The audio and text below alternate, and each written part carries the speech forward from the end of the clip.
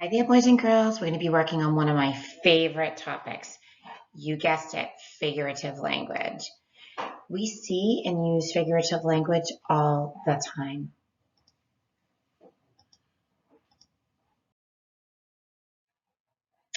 The cool thing for us fourth graders is that after some practice, we're going to be able to determine if language is literal or figurative and identify different types of figurative language, including similes and metaphors.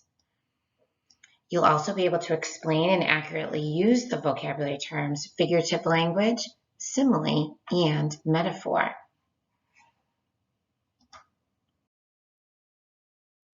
Okay, so let's dive right in. Literal language is when you say exactly what you mean. Sometimes it's sort of boring. Like, I had a lot to do today. Okay. Figurative language can be more exciting because it creates a picture in your mind. You don't say exactly what you mean, readers have to infer what you mean. So an example might be, I'm as busy as a bee. Maybe when you hear that, you're picturing bees in a hive working really hard. It's a little more exciting than just saying, I have a lot to do today.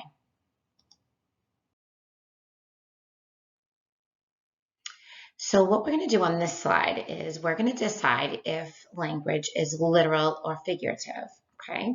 So remember, this is just practice. So if you make a mistake, it's an opportunity for you to learn. So I'm going to read these to you one at a time. And on the guided notes that I gave you, you're going to just write either an L next to the sentence if you think it's literal, or an F if you think it's figurative. Let's take a look at these. The snow was coming down by the bucketfuls. Literal or figurative? Write an L or an F. Mary is always dressed neatly. Native Americans believed that the sun was a god. These bags are so heavy, my arms are going to fall off. Mrs. Brown sometimes gives too much homework. Okay, once you've had an opportunity to write those down on your guided notes, and I did make a little mistake here. It just says, these bags are so heavy, my arms are falling off. Once you've had a chance to write down either L or F, we're going to check our work now.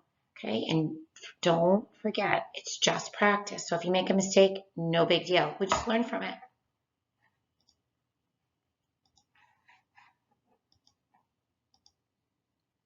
So the first one was figurative.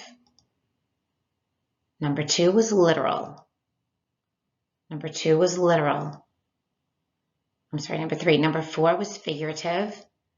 And number 5 was literal. Okay, now that we've had some practice figuring out if language is literal or figurative, now we're going to focus on 2 types of figurative language. The first type is called a simile. It looks like smile, but it's actually pronounced simile. And a simile compares 2 unlike things using these words, like or as. That's what makes it a simile, comparing 2 unlike things using like or as. Her eyes were like stars. So they're comparing eyes and stars, like twinkly, and they use the word like. So that tells us it's a simile. Susan is as gentle as a kitten. Again, they're comparing Susan and a kitten, and they use that word as. So that tells us it's a simile. And it gives us a picture in our mind of like Susan being like sweet like a kitten. Another type of figurative language is metaphor. A metaphor is like a simile because it compares 2 unlike things, but the big difference is it does not use like or as.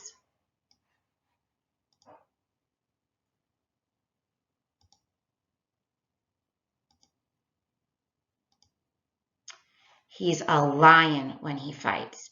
So it's comparing someone to a lion.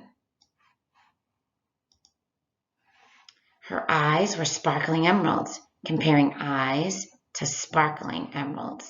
So I guess you can guess what color eyes she has. My love is a red rose, comparing love to a red rose.